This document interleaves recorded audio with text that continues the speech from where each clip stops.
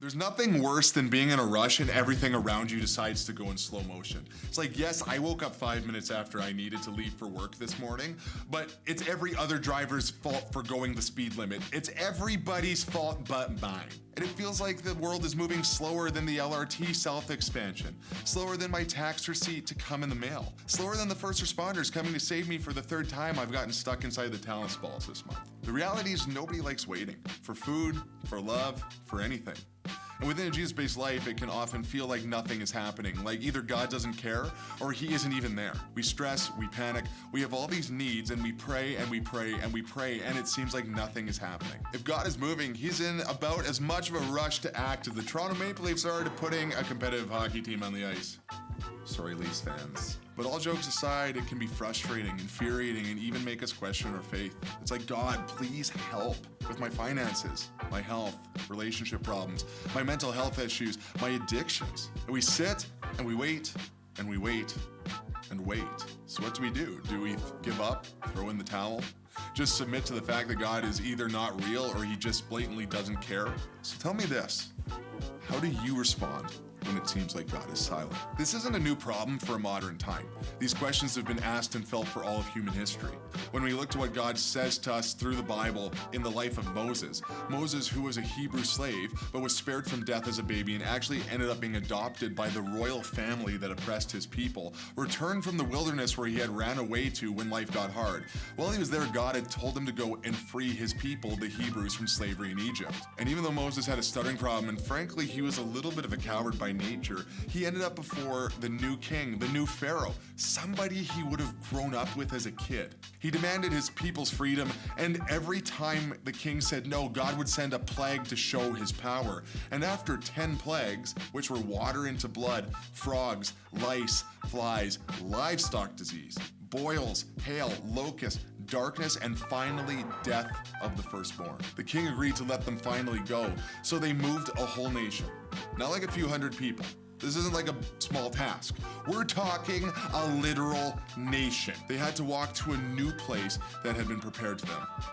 Can you imagine if they just had segways? I just picture like these Egyptians just ripping on segways, like those weirdos in the river valleys. I don't know why I thought of that. In Exodus 13 verses 17 to 22, it says when Pharaoh finally let the people go, God did not lead them along the main road that runs through the Philistine territory. Even though that was the shortest route to the promised land, God said if the people are faced with a battle, they might change their minds and return to Egypt. So God led them in a roundabout way through the wilderness towards the Red Sea. Thus the Israelites left Egypt like an army ready for battle. Moses took the bones of Joseph with him, for Joseph had made the son of Israel swear to do this. He said, God will certainly come to help you.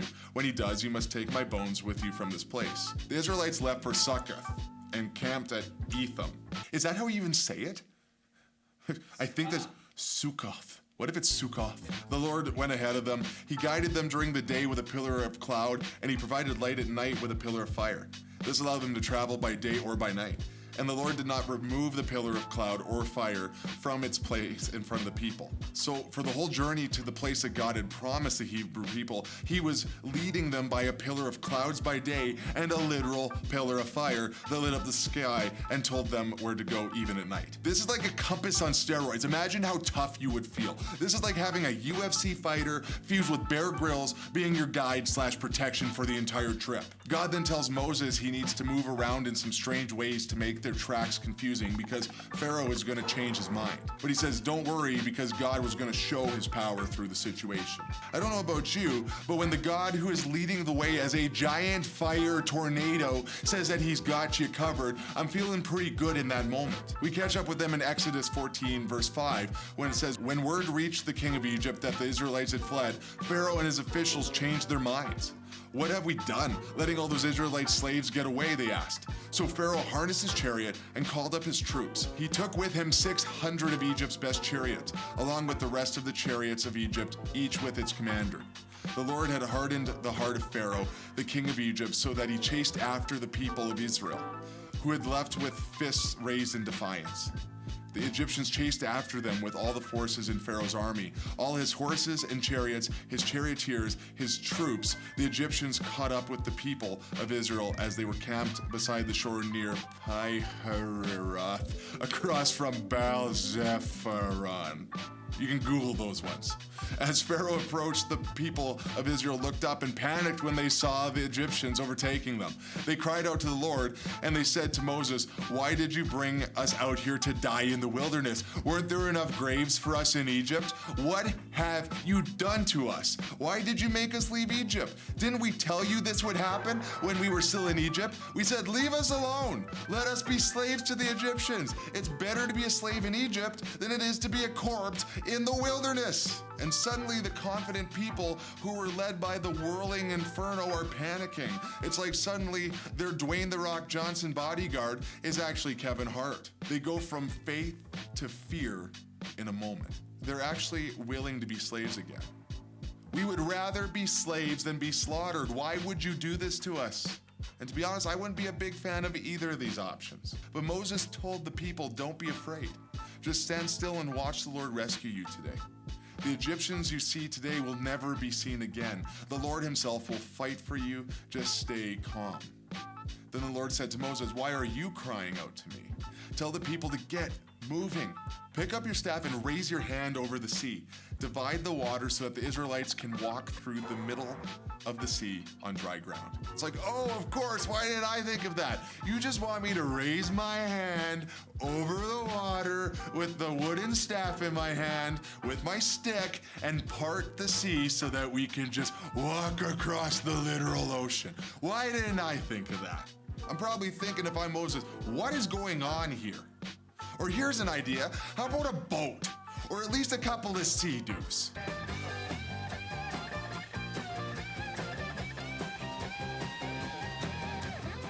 Then Moses raised his hand over the sea, and the Lord opened up a path through the water with a strong east wind. The wind blew all night, turning the seabed into dry land. So the people of Israel walked through the middle of the sea on dry ground, with walls of water on each side. Moses is probably at this point like, yeah, I knew this would work. Like, me and God, we talked about this before. But inside he's probably thinking, oh my goodness, I can't believe this actually worked. His heart rate's just going like a billion meets? Then the Egyptians, all of Pharaoh's horses, chariots, and charioteers, chased them into the middle of the sea. But just before dawn, the Lord looked down on the Egyptian army from the pillar of fire and cloud, and he threw their forces into total confusion. He twisted their chariots' wheels, making their chariots difficult to drive. "Let's get out of here, away from these Israelites," the Egyptians shouted. "The Lord is fighting for them against Egypt." When all the Israelites had reached the other side, the Lord said to Moses, "Raise your hand over the sea again, and then the waters will rush back and cover the Egyptians and their chariots and their charioteers." So as the sun began to rise, Moses raised his hand over the sea, and the water rushed back into its usual place.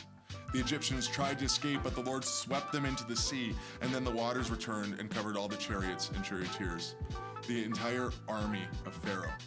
Of all the Egyptians who had chased the Israelites into the sea, not a single one survived. But the people of Israel had walked through the middle of the sea on dry ground, as the water stood up like a wall on both sides. And that is how the Lord rescued Israel from the hand of the Egyptians that day.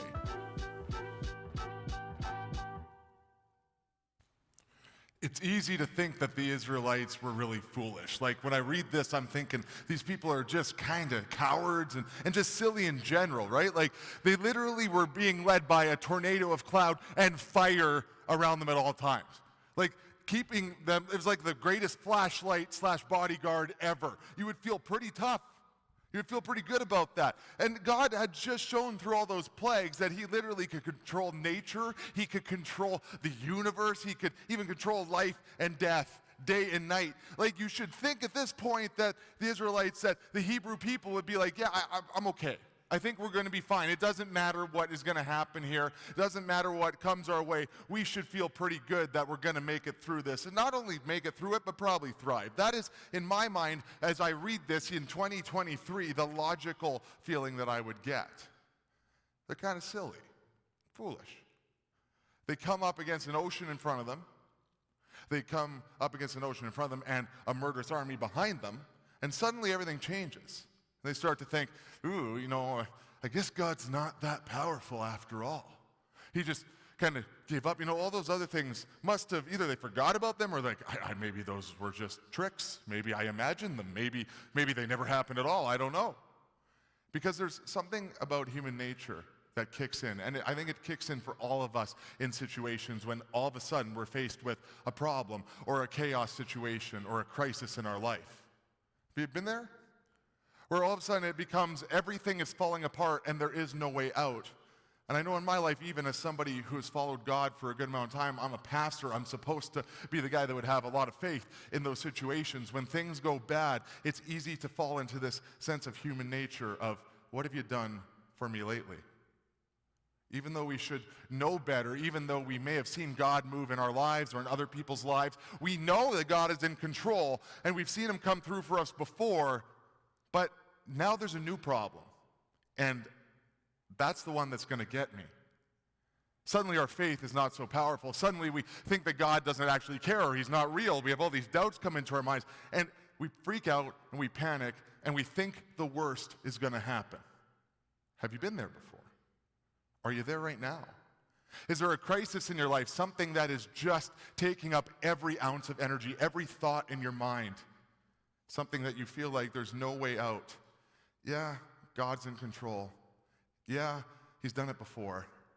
But I'm going to die. My world is going to crumble. I just can't see a way out. We get frustrated because waiting is awful. Waiting is the worst, right? Like waiting for anything is the worst feeling you can have. It's like going through Costco and you just have to wait for the person in front of you to figure out that they've had rice cakes before. It's like you've had rice cakes before. You don't need to leave your cart in the middle and go get rice cakes because it has a toothpick through it and now you feel fancy. Just go and get what you need. Get your pallet of cake and get out of the Costco. Maybe that's just me. But waiting for anything is horrible. It makes you feel anxiety. And when it's something that's serious, if it's something that is life-threatening or just is going to threaten your quality of life or is going to cause significant stress for you, then we start to panic. Then it's not just waiting. It's not just the chaos in front of us, but it's just as a weight that presses down. We feel the pressure on us in everything we do. We can't escape it when we go to sleep. We can't escape it when we're hanging out with friends. We're smiling. We're laughing. We're having a good time. But deep inside, we're panicking. It's always there. I feel like we've been abandoned. We feel frustrated and scared. We get frustrated as Christians, as humans, and often, unfortunately, we confuse waiting with being abandoned. We confuse enduring patience, times where we have to be patient with enduring trauma. God's perfect plan with our preferred timelines. Because what have you done for me lately? If I was Moses and I come over this hill, I get over the crest of the hill, and I just see the ocean, and all of a sudden you hear the armies behind you. You hear they're coming, and you see this ocean in front of you. If I was designing my own scenario, if I'm being honest with you, I'm thinking like a Disney cruise liner would be the best thing. That's what I think should have happened. Or at least like the Edmonton Queen riverboat, which I don't even know if it's still floating anymore. But it's still better than what was happening in front of them. Like anything. There needs to be some sort of logical next step. If I'm looking at a sea, a vast ocean as far as you can see, I know we're in Alberta, but if you've ever been outside of our slough lakes that we have here and seen the ocean, it goes on for a long time. It's not exactly swimmable. There's sharks, I think. Sharks are scary. You could just drown. So now we're faced with this situation where in front of us we have the choice of death by drowning or shark or octopus or something like that, or by a spear or a sword, or by oppression, by slavery. There's no way out. There's no good solution. Chaos wins. It seems like God has abandoned us or never existed to begin with. He doesn't care. Yeah, all those other times, yeah, that was cool. But that doesn't matter because I'm going to die right now. That's a panic. That's letting fear win. And that's our natural human nature. The truth is that Moses actually didn't get what he would have thought was the best case. The Disney cruise liner wasn't there. The boat, the rafts. the awaiting army of angels that God could have had to go fight the Egyptians, and then we could figure out, how to build a boat or something. That's the rational decision. But God gave him exactly what he needed in the moment. To be the hero, to dramatically save the day in the most unlikely way that you would ever imagine. Because Moses was facing an insurmountable challenge. He was between a rock and a hard place. And honestly, the biggest fear, I think, if I was Moses, obviously death is terrifying, and death by army is not fun either. But my greatest fear would be that I would be remembered by anyone who manages to survive. I'm the one who led God's people, his literal people, into death, to be made extinct, to be eliminated and exterminated in the most horrible way. The ones that ended up dying would be tragic, and then the story of all of this would go into the people that were now slaves once again, and the name Moses would become a swear word. I would be remembered as that guy that promised, oh yeah, God will help you out. Next thing you know, we're slaves again. That's horrible. That would just weigh on me. This is what's happening in Moses' mind, and I think as he's facing this thing in front of him that he can't get out of. So what's your Red Sea moment? What is the thing that you're stuck between? What in your life is there no way out? Maybe you've never told anybody before.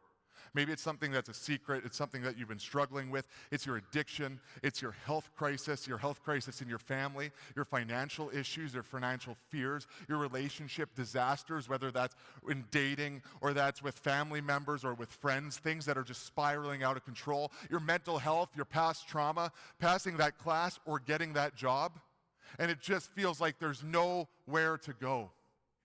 What are you facing that seems insurmountable? There's no logical way out. It just seems like there's no way that God or anyone else can help. There's a verse in the Bible in the book of Psalms, which is in the first half of the Bible, the New Testament, Psalms 23:4. And it's a pretty common verse. You may have heard it before. The first line of it is in like a Coolio song, a rap song from like the 90s. And that's not where you should be getting the information from, by the way. But it is there. You may have heard it. Even when I walk through the darkest valley, in the song it's when I walk through the valley of the shadow of death. Even when I walk through the darkest valley, I will not be afraid, for you are close beside me. Your rod and your staff protect and comfort me. And growing up, when I hear this, it's really comforting, right? Because it makes me think, if I follow God, like God, he's beside me. He's got a rod and a staff. It's kind of like a sword. It's a good weapon. Like he's strong. He's going to save me. I shouldn't have anything to worry about. And I'll never have to endure suffering or pain or struggle. I'm good. No problems. God's with me. But that's not what it says. That's not the promise of a Jesus-based life.